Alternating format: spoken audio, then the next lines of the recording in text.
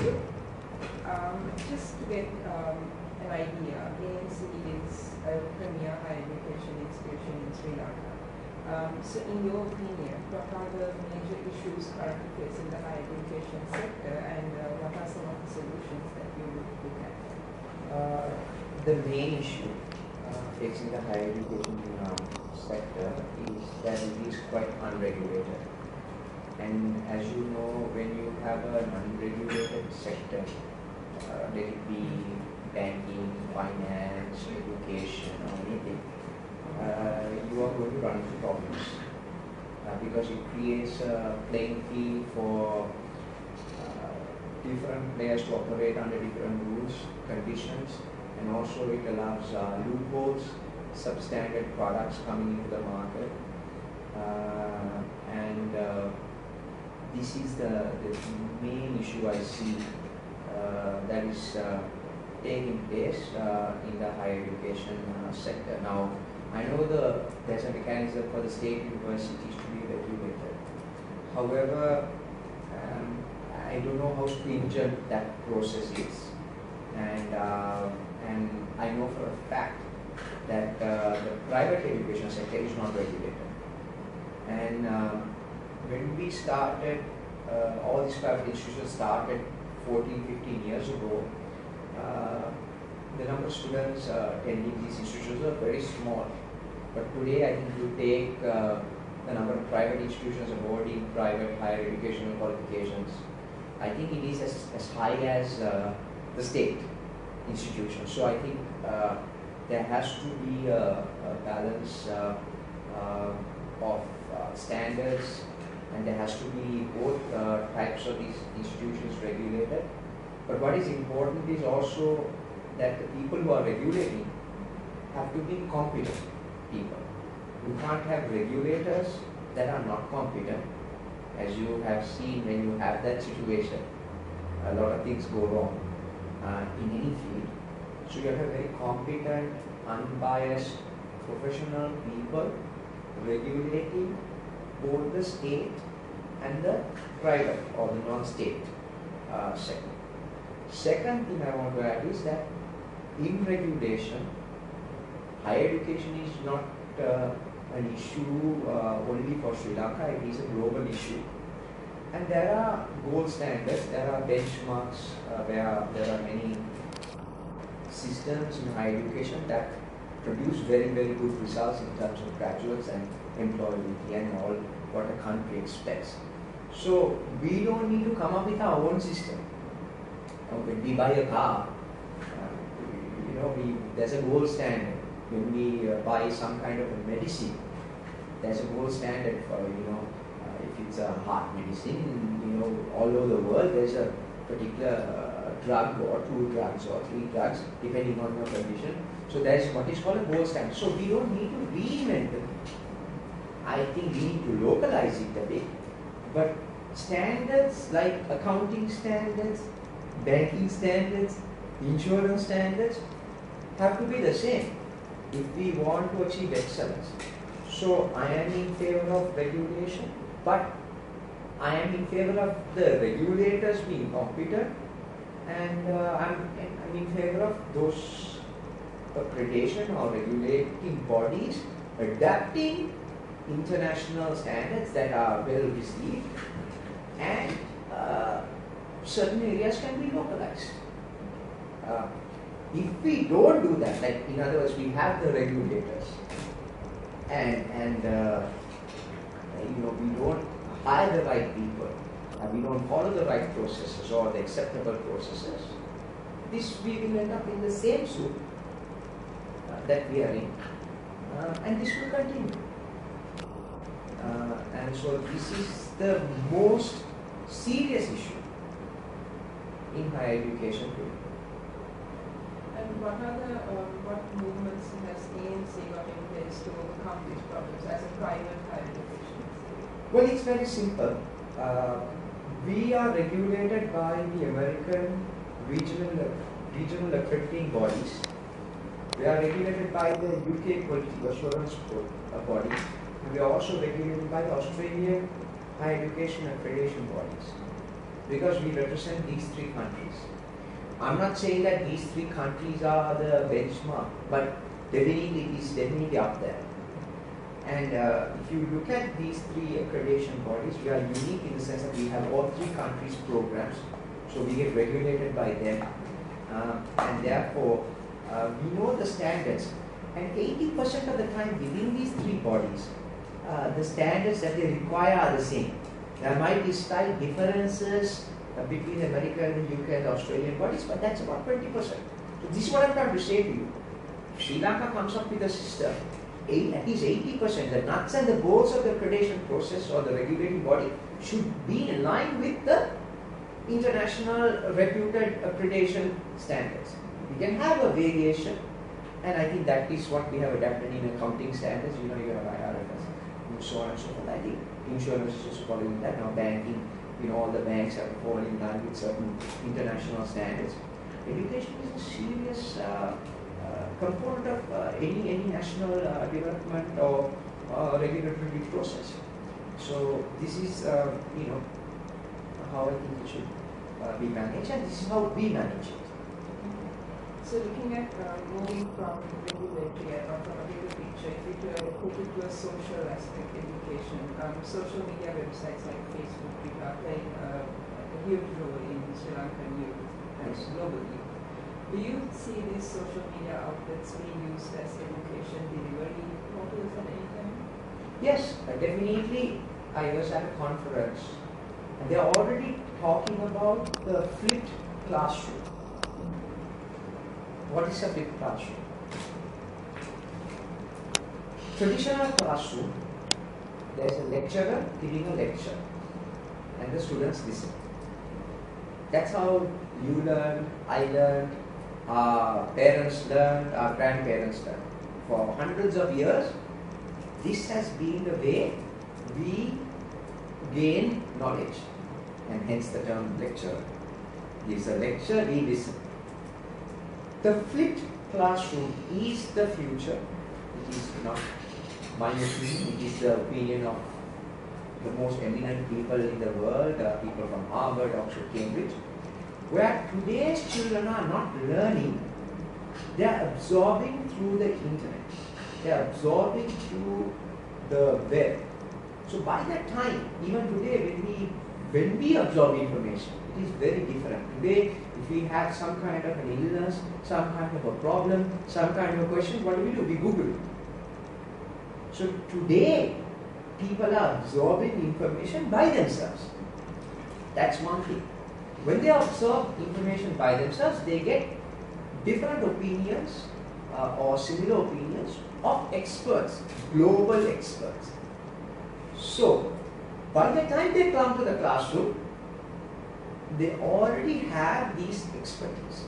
Now, the mass online movement, which was MOOCs, people from Stanford, lecturers from Stanford, Oxford, Cambridge, they are putting all their lectures online. Khan Academy. It's a math academy that was funded by the Bill Gates Foundation. It's a Muslim Pakistani math teacher who put his notes for the son, for his nephew who used to live in America, on YouTube. And sadly, Bill Gates' son started following the same courses, and then, you know, his grades got better. Bill Gates found out. Long story short, Bill Gates ended up giving this guy $100 million to make math lectures free for the whole world. So you see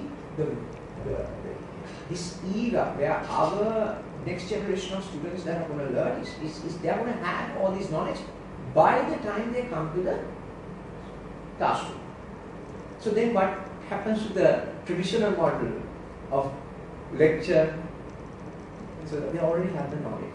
So this is where this flipped classroom comes, where they are saying the lecturer's role will be to challenge the student, ask different questions, facilitate different arguments. So they have some kind of a parallel thinking. Now, this is the most important change that needs to take place in Sri Lanka. Because as you know, from grade 1 up to a master's level, we have what? A lecture, we take notes. There's no questions, yes, there's a few questions. but we don't look at different dimensions. So this is changing drastically, and at ANC we are adapting. Because that's the future. These kids who come here, they all have their little iPads, iPhones, and they challenge the lecturer, and I love that to happen. And all our universities are adapting it, so it is a part of our curriculum. So in other words, we are going to give all the lecture content prior to even they come to class. In other words, at the beginning of the semester, you have all the notes, all the lecture, all the YouTube related videos with you. It's through a blackboard process, right? And our we tell which links to go to. So when they come, you actually have an engaging classroom environment. And so blended learning will come into play. And that means the lecturer or the professor has to become extremely competent on what is out there, what is current. Because some student is going to wake up, get up and say, sir, I'm sorry, the professor at Harvard or MIT is saying something different or something newer than what you are teaching us. Right? And you're talking about marketing. Today, I will challenge you, you should do your journalistic research. None of the marketing programs are teaching about the social media marketing in a classroom. They're saying we should do social media, but nobody's actually teaching how to do it. There's no course. There are a few people advertising the newspaper say do this, do that. But actually it should be a big part of a marketing program or any type of program. So these are the things that I'm trying to say. So it's a very, very exciting time. I think it's like the dinosaur era. I think we are just at the cusp of something drastically changing. Now, I'm not saying that the web, you can learn everything from the web and it's going to completely do away with the traditional lecture room kind of an approach, because still the concepts, principles have to be taught to students. 1 plus 1 is 2, 2 times 2 is 4. Those are principles. But when you come to the higher level of learning, you have to understand how those principles can be adapted to different situations. And I think that's where Sri Lankans and the style of our education model and teaching changes. So I think it's a very exciting time, and we are definitely adapting towards it. Our organization, last year we made a decision. I'm not an education expert, but I do travel a lot for these conferences, so I want to hear what the best in the industry are talking about. And all I do is I listen to them and I come and adapt it. These are not my ideas.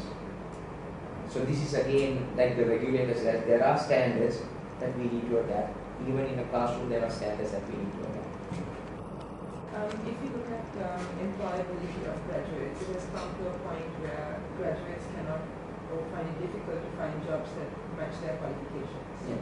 They've become what's called overqualified. Does this still make university relevant in that light? I'm going to answer this question in 2 paradigms. One is in terms of ANC, and then in terms of what is prevailing in the country. ANC's employability is 100%, or 99.5%. However, what I am pushing for is the average starting salary of my graduate. Last year when we did research, the average starting salary of an ANC graduate is 77,600 or something like that, which is far higher than the average starting salary of many graduates. The reason is we push them to multinational organizations, into management training, tracks at Mars, brandings. We tell them how to negotiate when they go for the interview. They're just not happy to get a job. They're definitely getting a job in these places. But we are pushing them to ask for the senior fast track positions of the management. So that is one thing. So while the country's average might be 25,000 or maybe even lower in some cases for local graduates, ours is around 77,000. Second is I implemented a system last year where we are trying to bring in into our curriculum a co-op. It's not an internship, it's a co-op, it's a part of your program where the final year you spend in a company getting paid 2/3 of what you would get paid as a graduate. So it's a paid co-op. And we are picking out the firms who are going to really work with us. So I believe that we can then get this average salary to a higher level. Now, we have also certain programs like psychology and all that where the average salary is brought down because those graduates are working in schools in different situations. But at the same time, I have graduates who are starting salaries 120,000. That is the local graduates. Now we obviously have 50% of our graduates going abroad. If you take them, their starting salaries are $40,000-$50,000 once they finish their qualification. So actually, that is what ANC situation is. In Sri Lanka, yes, of course. I think the Sri Lankan graduates, it's not their fault. They're the brightest. They're 3 A's. And sometimes 3 A's and more because they got the 3 A's and the Z score. So these are brilliant graduates. So something, we're not giving them the necessary tools for employability. Right? So what are these tools? Everybody talks about soft skills. Yes, soft skills is a must. But also, we're not teaching them how to think, how to adapt. So yes, you need to be able to speak English and communicate and all of that. So everyone talks about that, right? So I'm not going to touch on that. But I think what we don't do is our university education system is not to think how to resolve challenges, and the culture has to change. And also the type of degrees that they do. People talk about, we got to go into the technology areas, we got to go into all of that. That's all good, but we have a huge service sector. We're a service sector country, right? We're not an engineering country or a technology, we're not a tech country. Yes, we would like to have the BPO, that side, but it's relatively still very strong. But if you take service sector, we are very big in our tourism, we're very big in our other service areas.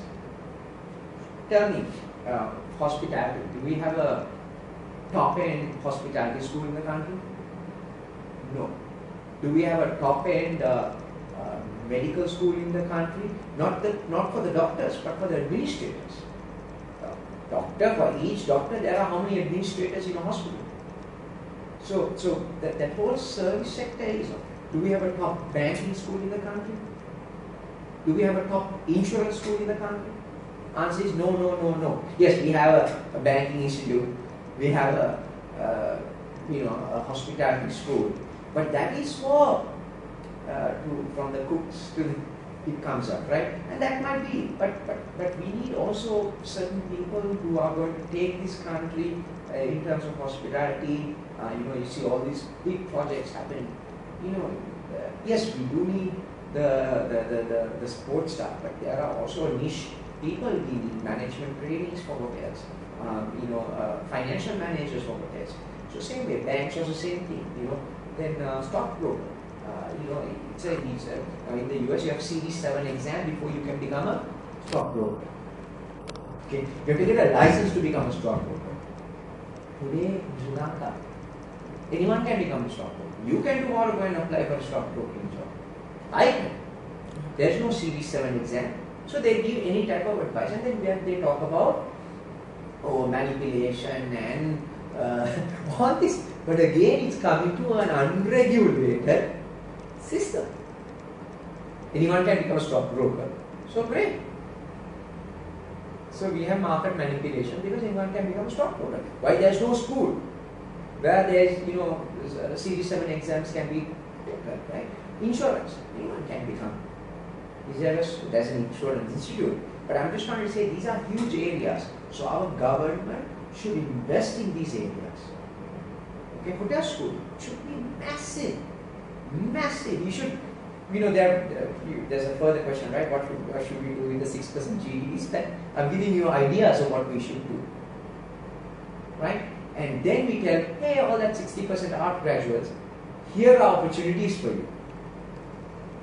We don't need enhancement. So I think highly specialized schools should be created. Highly specialized schools for tourism, highly specialized schools for all these areas that I talk about, even healthcare. Doctor is fine. We have no problem with the doctors in Sri Lanka. They're very, very, very good.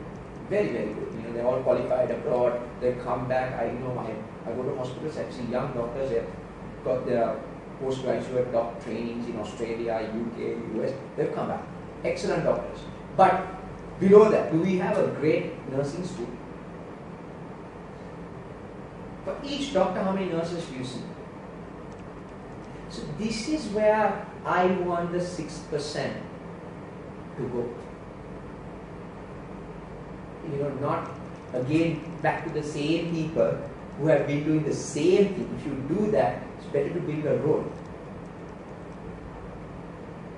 Because if you get the same people, you suddenly take your, what is our GDP spend in the last government? It was like 1.5% or something, 1.8%, right on it. But 1.6, that's a huge jump. It should happen, I agree. But don't give that money for the same people to do the same initiatives. Because they are not going to change, come on. Are you trying to tell me all these people suddenly they're going to wake up tomorrow and they're going to start having a different outlook?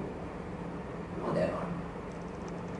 I'm not saying all, but I don't think, I personally, these are my personal opinions, and I've been in this country for 14 years now.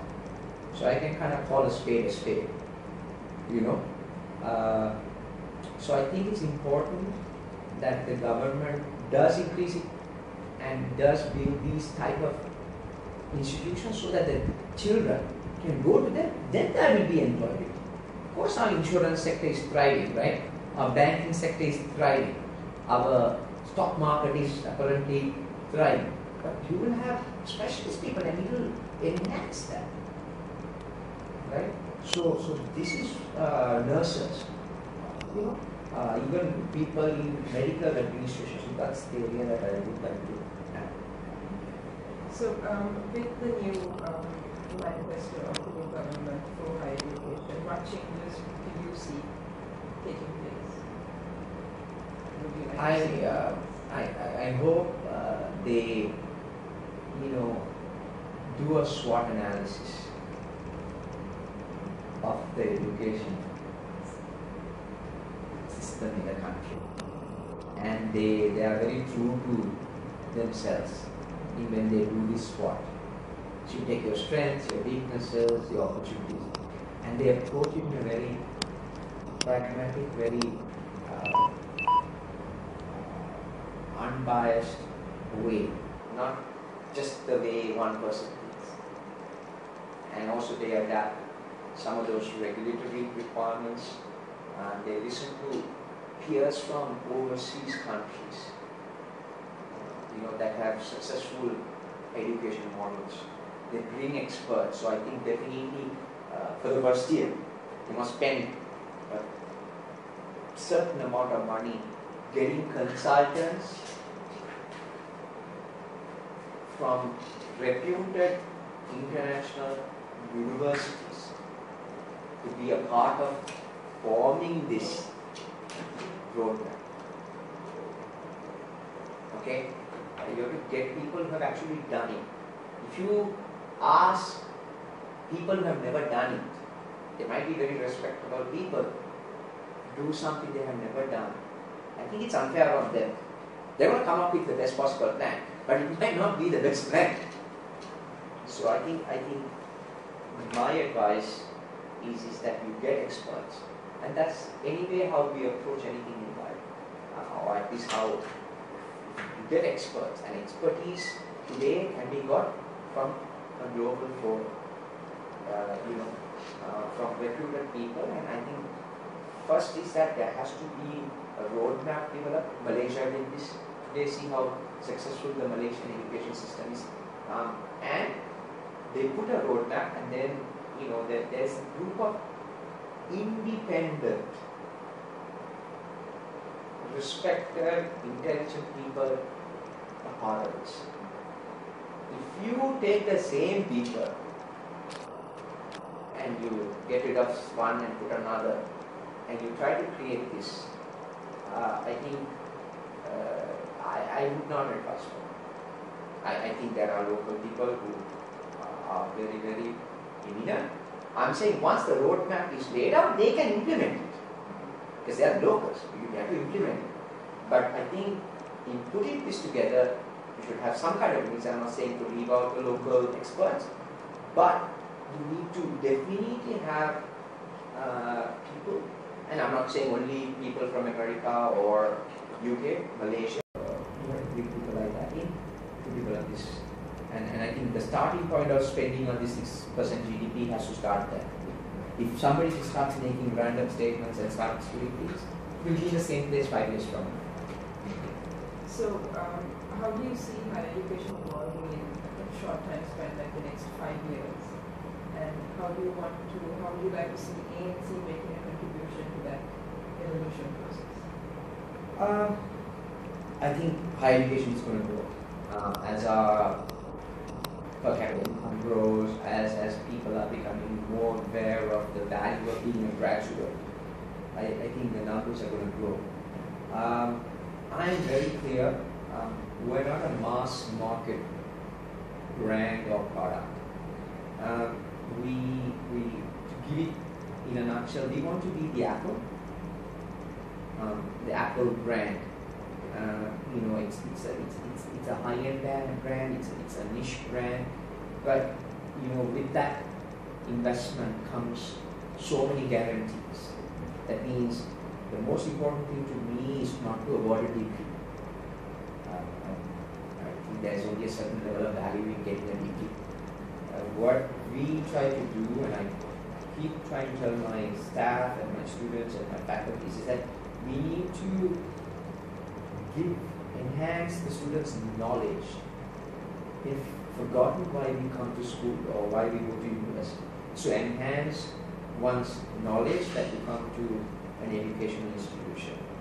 And this knowledge then gives you ability to adapt to any market situation, any local or global market opportunity. So I think we are very, very clear.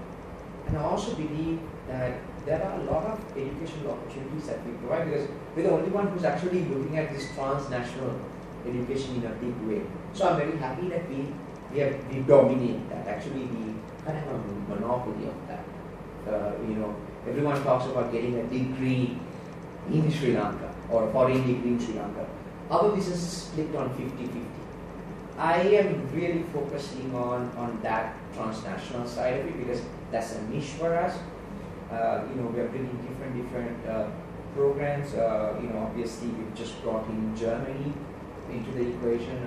We've tied up with 35 German institutions, where actually we've negotiated a scheme where the tuition fees for this German program for Sri Lankan students is free. So the education in Germany becomes free even for the Sri Lankans. So like that, we're looking at niche areas. We're trying to target some Swiss hospitality and banking schools. So I'm becoming very, very specific. Some European medical schools. We have a 6-year MD program where you can study the first 2 years here and then go for the MD program, which has global recognition, UK recognition, US recognition, Sri Lankan recognition, Australian. So we are going to be a niche player, a high-end player, a quality player, and the most important thing to me is that I will not offer a program or a pathway program or whatever if it doesn't enhance the student's career. And so that's I think where we're going to be different. Thank you very much for your Okay. Thank you so much for coming.